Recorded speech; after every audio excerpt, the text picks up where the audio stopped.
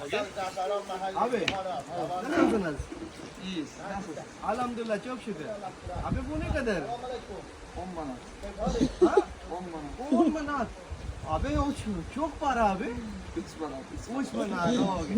Abi indirim var? Yok. इंद्रिम योग अल्लाह अल्लाह तौबा तौबा ये जी अजरबैजान में तुर्किया भी थोड़ी बहुत ही जो है ना ये लोग समझ लेते हैं, बोल भी लेते हैं, मिलती जुलती है अजरी और तुर्किया। ये हम इस वक्त गबाला की साइड पे आए हैं और ये पता नहीं कौन सी जगह है, what is the place bro, can you tell Yetti me Gözel, about Seven Beauty. हाँ? Seven Beauty. Seven beauty Yetti Gözel. हदिया बार हां तमाम अबे अच्छा जी ठीक है जी, फिर आपको दिखाते हैं, दिखाएंगे जनाब ये कैसा खूबसूरत मंजर है ये सारा। There is a Seven Beauty we will climb. Same like ये वो जो नहीं होता हमारे पाकिस्तान में नारायण का